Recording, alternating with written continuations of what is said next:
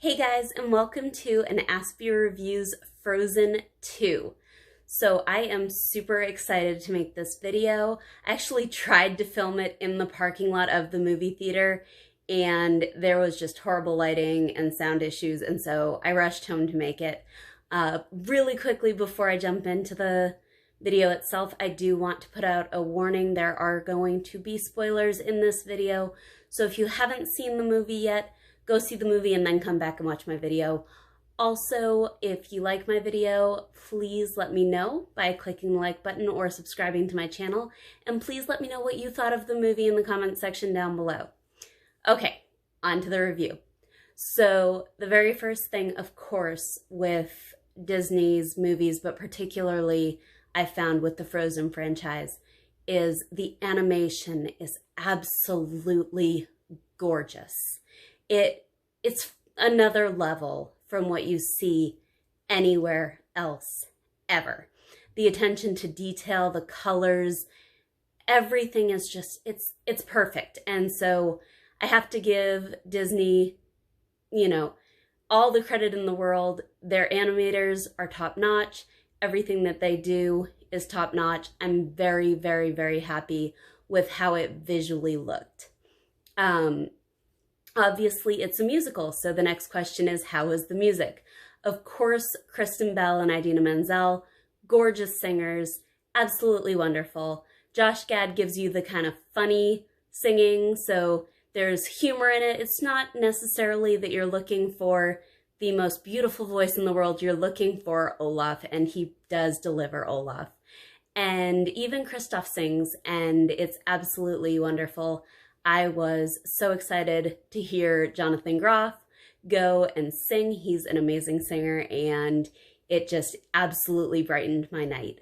So absolutely gorgeous in terms of singing.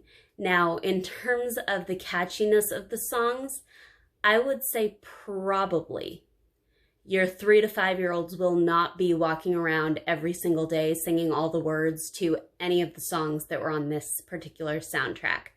My personal favorite song was Into the Unknown. I absolutely loved it. It was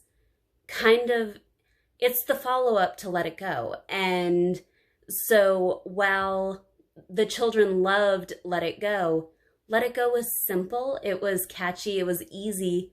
To me, it meant a lot because it was almost like my anthem. But to kids, it was fun, and it was magic, and it was easy, and it was, so the kids loved it.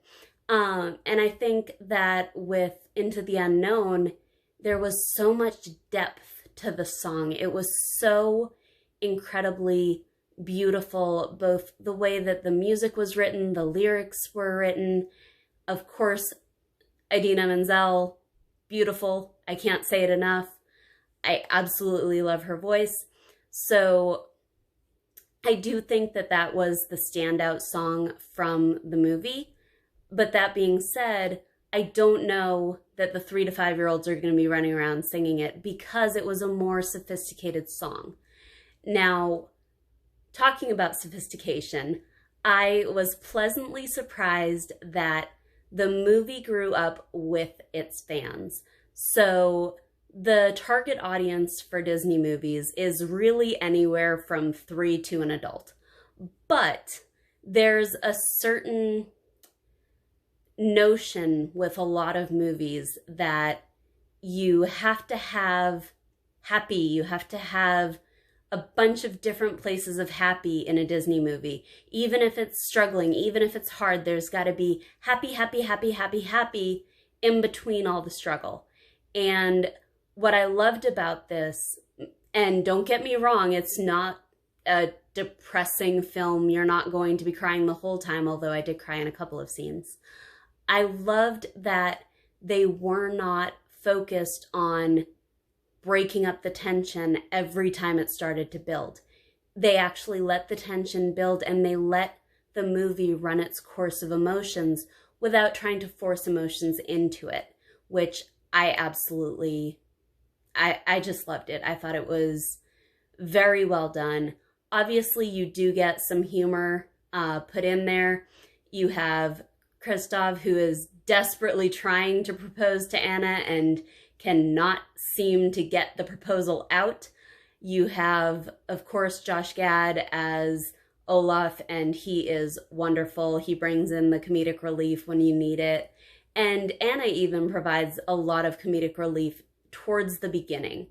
When you get into the bigger themes, the theme of sisters starting to pull away and separate from each other, the themes of growing up. Olaf keeps asking about what it's going to be like when you grow up. What do you think about? He's becoming a deeper character than the snowman who's saying what frozen things do in summer. And while he's still an incredibly funny character, I absolutely loved the fact that the questions that he was asking really made you think. And that's something I did not expect going into this movie, particularly coming out of Olaf's mouth. Now, there was a lot of strife in this movie, I would say. You're looking at a movie that starts off with you being told a story. And that story is that the people of Arendelle went to join the people in this forest and offer peace. They built a dam to offer peace. And all of a sudden, a war broke out, and the king was injured, or actually the king was killed. The new king of Arendelle, the children's father, Anna and Elsa's father, was rescued by an unknown person, and the forest became immersed in a mist that would not let anyone through. And so Elsa is hearing this noise, this voice calling out to her. And of course, she runs into the unknown, and she wants to find that voice. She wants to know why the voice is contacting her. And so you have this story that's been told to us by who we think is a reliable narrator because he was there. The king himself is the one telling the story. But as you get further and further into the movie, you start to unwrap it, and there's a lot more packed in. And I don't want to go super deep into it because I do know that some people ignore when people say there's going to be spoilers, so I don't want to give too much away. But the twist on the actual story I found was very interesting, and even more so gave the film its depth that I was looking for. When I was watching, one of the things that I really found interesting was when Anna and Elsa separated, it was so hard for each of them to do things on their own. But at the same time, they wanted to be doing things on their own. And that is such a normal thing for everybody. You grow up with your brother or your sister, and say they go off to college or they join the military, you're going to be separated from them, and it's going to be hard. And watching that actually play out on the screen in the midst of them going on this quest was incredibly powerful. And it just, there were a couple of times where it did bring me to tears. Olaf, of course, brought me to tears because just like in the first movie when he melts, he did disappear. And as he's disappearing, he's hugging Anna, and they're talking about warm hugs and love, and it was just something that, it was so sweet, and it was like watching a mother and her child. And I lost it at that point. I did. For about 2 minutes I was crying, and I knew in my head, I was like, they're gonna bring him back at the end. That's how it's gonna end. But still, in that moment, Olaf was gone. He had disappeared. And he says to Anna, you're gonna have to do this on your own now. And that is a huge wake-up call to her. She realizes what actually happened and what has to be done to save the people that are in the forest. And what has to be done is, in her mind, destroying Arendelle, because the dam has to be broken. And so her entire life she's spent living in Arendelle. She's royalty there. That's her home.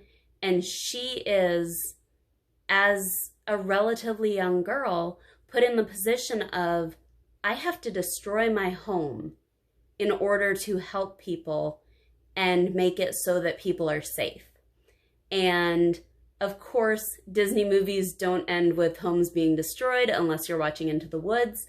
And so you do have Elsa who runs along to save the day at the end of the film.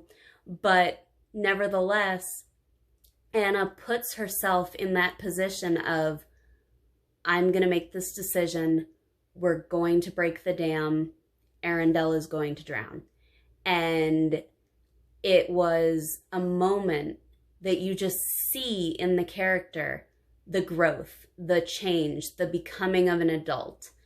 And I guess really the last thing that I want to touch on is the becoming of an adult. So Elsa was made queen in the first movie, and Anna was still basically a giddy child.